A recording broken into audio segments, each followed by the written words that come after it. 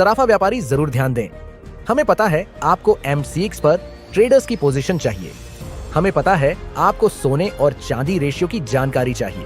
हमें पता है आपको मुख्य न्यूज और डेटा का एनालिसिस चाहिए। हमें आपकी जरूरत पता है। क्या आपको हमारा नंबर पता है? कमोडिटी ट्रेडिंग सिर्फ कमोडिटी समाचार के साथ। Investments in securities market are subject to market risks.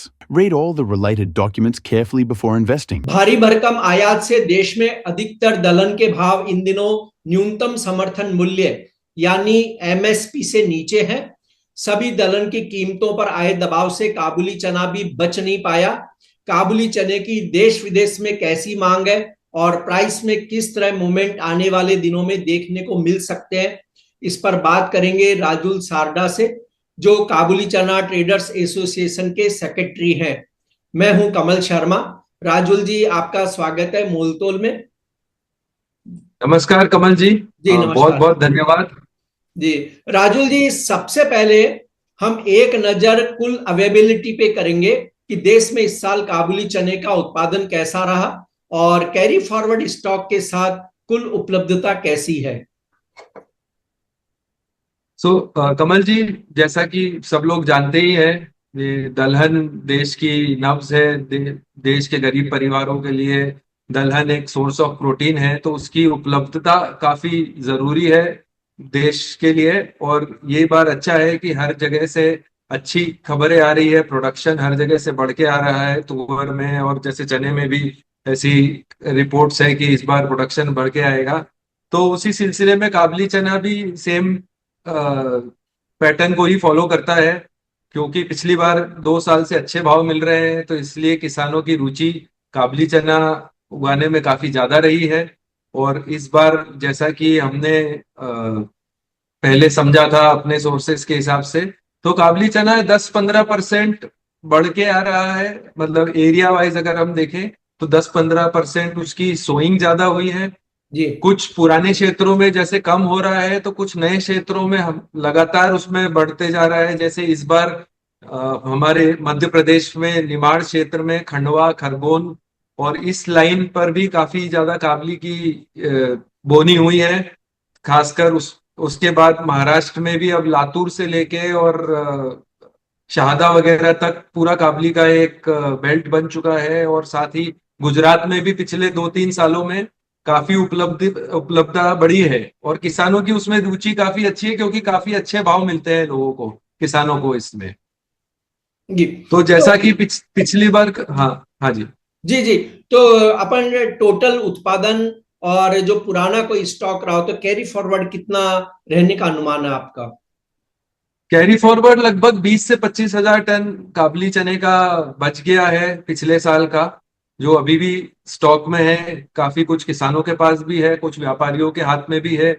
और चूंकि भाव बहुत तेजी से घटे, तो इसीलिए लोगों को एग्जिट नहीं मिला और वो माल अब 20-25 हजार टन कैरी फॉरवर्ड बन रहा है, जो कि अब मेरे ख्याल से जून जुलाई में ही वापस बाजारों में आएगा बिकने के लिए, अगर उसके भाव आए तो। जी। राजुल जी, जो उत्पादन की अगर हम बात करें तो देश में इस साल काबुली चने का टोटल उत्पादन कितना आंका गया है और लास्ट ईयर ये उत्पादन कितना था? कमल जी, जैसा कि हम काबुली चना ट्रेडर्स एसोसिएशन के माध्यम से पिछले बार जब अगस्त में हमने सेमिनार किया था, तो हमारी एसोसिएशन बनने का एक महत्वपूर्ण मोटिव ये था कि काबुली चने से रिलेटेड ऑथेंटिक इंफॉर्मेशन लोगों को मिले कि उसका उत्पादन कितना होता है। नहीं तो अभी तक सब गेस और गेस्टिमेट पे ही पूरी इंडस्ट्री चल रही है। तो इस बार हमने एक काफी रेपुटेड सर्वे एजेंसी को हायर किया, काबुली चना ट्रेडर्स एसोसिएशन ने, और बाकायदा हमने एक साइंटिफिक सर्वे कराया। तो उसकी प्रिलिमिनरी रिपोर्ट हमारे पास आ चुकी है। तो उसके अंदर जो एरिया है उसमें 10 से 12% की वो वृद्धि बता रहे हैं, जो सोइंग वाला एरिया है उसमें। पर ईल्ड को लेके अभी जब तक, क्योंकि कटाई अभी भी पिछले 5-10 दिन तक जारी थी, तो ईल्ड का भी फाइनल फिगर नहीं आ पाया, इसके कारण फाइनल रिपोर्ट नहीं आ रही। पर ऐसा ये माना जा रहा है कि मैक्सिकन टाइप जो अपना मोटा दाना होता है वो 4.5 से 5 लाख टन के बीच में, और जो V2 बोलते हैं जिसको, जो बारीक 7 mm 8 mm रहता है, वो 1.5 लाख टन के आसपास इस बार भारत में उत्पादन होगा उसका। जी। जो कि मेरे ख्याल से पिछले साल से 10 से 15% बढ़ के आएगा। बट सब चीज डिपेंड करती है कि इसकी यील्ड कैसी आती है, क्योंकि जैसा कि लास्ट 3 वीक्स में थोड़ा टेम्परेचर का भी इश्यू रहा है। जी। तो राजुल जी, आपने जो फसल का अभी तक मोटा आकलन बताया, और कैरी फॉरवर्ड तो खैर बहुत ही कम है, 25,000 टन के करीब ही है। अगर हम इसको टोटल जोड़ लें तो वो हमारी क्या डोमेस्टिक और एक्सपोर्ट डिमांड को पूरा करने के लिए पर्याप्त है, सफिशिएंट है, या इसमें कोई आपको कमी नजर आती है? नहीं, देखो, कमी का तो मुझे नहीं लगता कोई सवाल उठता है। बस यही है कि भाव के कारण, क्योंकि पिछले बार से भाव काफी लोअर लेवल पे है। अभी भी पिछले साल जो बॉटम बना हुआ है काबली चने का, अगर मैं 44-46 काउंट की बात करूं, तो पिछले साल का बॉटम है उसका 110 रुपए का। और इस सीजन का सबसे हाईएस्ट भाव 110 है। तो पिछले साल का बॉटम इस सीजन का है, हाई है। तो उस हिसाब से भाव काफी कम है।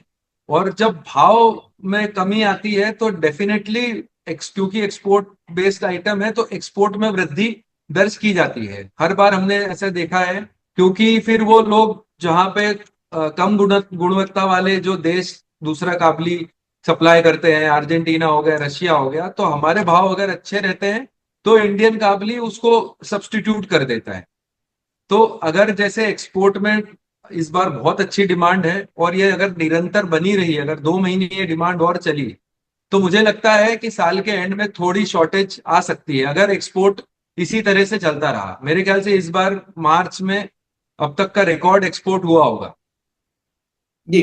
और राजुल जी, इस साल जो काबुली चने के दाम किसानों की उम्मीद से कम है, ये आपने भी माना कि जो अच्छे काउंट है उनके प्राइस लास्ट ईयर की हाई प्राइस वाले निचले प्राइसों पर है। तो क्या इस पर एक असर, जो दूसरी दलहन के इंपोर्ट जो बहुत ज्यादा हुआ और उसके जो भावों ने प्रेशर बनाया, क्या वो काबुली चना भी उसकी चपेट में आया, और यही वजह है कि काबुली चने के भाव घटे, या कोई और भी आप कारण मानते हैं? नहीं, डेफिनेटली काबली चने पूरी जब इंडस्ट्री ही प्रेशर में थी, जैसा कि हमने देखा कि दिवाली के बाद से तुअर, चना, उड़दा और उसके साथ काबली भी इनसे अछूता नहीं है, तो इस पूरी भीषण मंदी की चपेट चपेट में काबली चना भी आया। और इसीलिए हमने देखा कि बहुत ही कम समय में 30 से 40 रुपए किलो की भाव कम हो चुके थे काबली चने में। तो उसके कारण भाव काबली चना उसकी चपेट में तो आया ही सही। पर इसमें जैसे दो सवाल है कि किसानों की अपेक्षा से कम भाव है, पर फिर भी अगर आप देखो तो आज की डेट में सबसे ज्यादा किसानों को वैल्यू देने वाला अगर कोई प्रोडक्ट है तो वो काबली चना है। क्योंकि अभी भी 80 से लेके, मतलब मिनिमम 80, अगर थोड़ी हल्की क्वालिटी वाला माल भी हो काबली का, तो भी वो 80 रुपए तो मिनिमम बिक ही रहा है। और अच्छी क्वालिटी वाला तो 90 से 95 से 100 रुपए तक की रेंज है। तो अभी भी 80 से लेके 100 रुपए तक के बीच में किसानों को उसका भाव प्राप्त हो रहा है, जो कि मेरे ख्याल से सारी पल्सेस में सबसे ज्यादा है। जी। लेकिन जैसे पहले इंडस्ट्री में कहा जा रहा था कि जो पीले मटर का इंपोर्ट बहुत ज्यादा हुआ भारत में, उसने काबुली चने की मांग को घटाया। इससे आप कितने सहमत हैं? नहीं, मैं बिल्कुल सहमत हूँ। पीले मटर के कारण काबली का जो छोटे काउंट के माल रहते हैं, जो कि चाट और इन सब चीजों में चलते हैं, तो उसके कारण पीले मटर ने उसको काफी सब्स्टिट्यूट किया है। क्योंकि काबली चना कोई सा भी अच्छी क्वालिटी हो, 80 रुपए से कम था नहीं। और पीला मटर पूरे इंडिया भर में 40 रुपए किलो, 42 रुपए किलो में मशीन क्लीन सॉर्टेक्स होके सब जगह अवेलेबल था। तो डेफिनेटली जो छोटे काउंट के काबली चने हैं उस पे काफी असर पड़ा है पीले मटर के उपलब्धता के कारण। जी। राजुल जी, कुछ समय तक हम माने तो देखे देसी चने के भाव जो है एमएसपी से ऊपर ट्रेड कर रहे थे। अब देसी चना भी जो है वो एमएसपी से नीचे बिक रहा है। तो क्या आप मानते हैं कि जो देसी चने ने कुछ प्रेशर काबली चने के दामों पर भी बनाया, या नहीं बनाया? उसका दोनों ही है, हाँ भी है और नहीं भी है। एक ओवरऑल अगर हम बाजार का सेंटिमेंट जी। देखें तो देसी चना है जो दालों का राजा कहलाता है। तो अगर वो मंदा है तो उसका बहुत ज्यादा असर सारी चीजों पे, सारी अदर दलहनों पे पड़ता है। देसी चने के साथ साथ तुअर भी सस्ती है, तो डेफिनेटली उसमें और एक फैक्टर जुड़ जाता है मंदी का। पर वो एक लिमिटेड इफेक्ट ही रहता है काबली चने के ऊपर।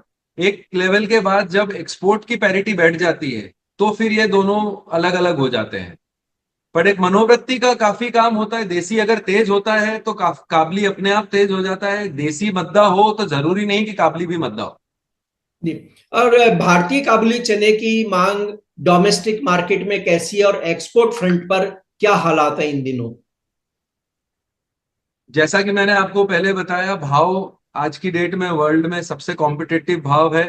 क्वालिटी में बहुत सुधार हुआ है। इंडिया की क्वालिटी में, इंडिया की प्रोसेसिंग में जो हमारे सप्लायर्स है और जो माल बना रहे एक्सपोर्ट का, उन्होंने अच्छी मशीनें लगाकर काफी अच्छी क्वालिटी बनाना चालू कर दी है।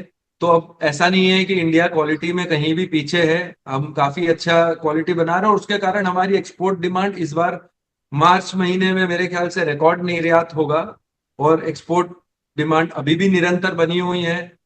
और सारे फैक्टर्स है, थोड़े जियोपॉलिटिकल फैक्टर्स है, उसके कारण थोड़ी डिमांड और बढ़ सकती थी, बट अभी भी काफी अच्छी डिमांड है एक्सपोर्ट की। और इस बार काफी अच्छा एक्सपोर्ट होगा। और जहां तक डोमेस्टिक की बात है तो अब डोमेस्टिक की पाइपलाइन पूरी खाली है, क्योंकि जो मंदी चली आ रही थी दीपावली के बाद से, अब लोगों का एक बॉटम बन चुका है काबली चने में भी। और अब इस लेवल पे लोगों को एंट्री करने में उसमें कोई रिस्क नहीं है। अब इसमें खोने का किसी को कोई डर नहीं है। और मुझे लगता है कि बहुत जल्दी ये पाइपलाइन में काफी प्रेशर से माल जाएगा, क्योंकि जो पाइपलाइन पिछले 6 महीने से खाली पड़ी है, अब वो पाइपलाइन वापस दिन ब दिन भरती जाएगी, क्योंकि भाव भी बहुत अच्छे हैं, माल भी नया है, कोई प्रॉब्लम नहीं है, क्वालिटी भी बहुत अच्छी है। तो मेरे ख्याल से व्यापार के लिए काफी अच्छा समय है। जी। राजुल जी, इंटरनेशनल मार्केट में हम ये देखें, भारत का जो है 44-46 काउंट, उसके प्राइस क्या चल रहे हैं, और अन्य देश जो हमसे प्रतिस्पर्धा करते हैं खासकर मैक्सिको, तो उनके प्राइस इसी काउंट के लगभग क्या चल रहे हैं और किस तरह से हम उनसे प्रतिस्पर्धा में आगे हैं? देखिए, 44-46 का आज का एफओबी भाव अगर हम देखें तो कहीं ना कहीं $1325 का है। वहीं मेक्सिको का भाव हमसे $100 ऊपर है, $1425 का भाव है। तो अभी भी हम $100 का डिफरेंस, 100-125 डॉलर का डिफरेंस है इंडिया के काबली चने में और मेक्सिको के काबली चने में, और जो कि एक मिनिमम डिफरेंस रहना चाहिए, तब इंडिया का माल खुलकर बिकता है। जी। और आपको क्या इस साल देश में काबुली चने का इंपोर्ट होने की उम्मीद है? अगर होता है तो कितनी मात्रा में ये इंपोर्ट हो सकता है?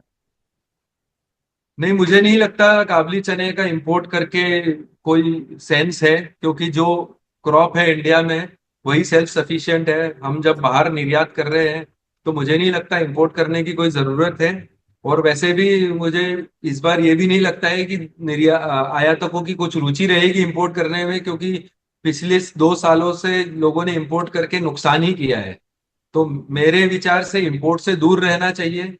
किसी को यहाँ पे माल लेना वो ज्यादा बेटर है, जबकि जो आने वाला माल लेना है, क्योंकि फिर हमेशा उसमें एक पता श्योरिटी नहीं रहती है कि वो कब आएगा और क्या भाव बिकेगा। तो उसमें नुकसान के चांसेस काफी ज्यादा बढ़ जाते हैं। जी। राजुल जी, अंतिम सवाल आपसे यह है कि आने वाले समय में घरेलू बाजार में काबुली चने के भाव में कैसा मूवमेंट देखने को मिल सकता है? देखिए, मेरे ख्याल से काबली चना मेरे हिसाब से बॉटम पर ही है, कहीं ना कहीं नीचे के लेवल पर ही चल रहा है काबली चना। तो इसमें कोई ज्यादा घटने की गुंजाइश नहीं है। अभी अगर किसानी आवक निरंतर बनी रही, अभी जैसे होली के पहले तक तो काफी प्रेशर से अराइवल्स थी मंडियों में, पर अगर कल से हमारे यहाँ मंडियां चालू होगी मध्य प्रदेश में और महाराष्ट्र में, गुजरात में आज चालू हो गई है, तो अगर आवक का प्रेशर कम हुआ थोड़ा भी, तो मुझे नहीं लगता है बाजार यहाँ पे रुकेगा। कहीं ना कहीं बाजार में थोड़ी स्ट्रॉन्ग स्ट्रेंथ दिखेगी आपको। ऐसा नहीं है कि मतलब बहुत ज्यादा तेज हो जाएगा, क्योंकि अभी भी काफी फसल आना बाकी है। पर यहाँ से मतलब 144-46, $108 के नीचे का घर मुझे नहीं लगता है कि तोड़ेगा बहुत जल्दी। जी। आपका बहुत बहुत धन्यवाद। शुक्रिया राजुल जी। बहुत बहुत धन्यवाद कमल जी। जी।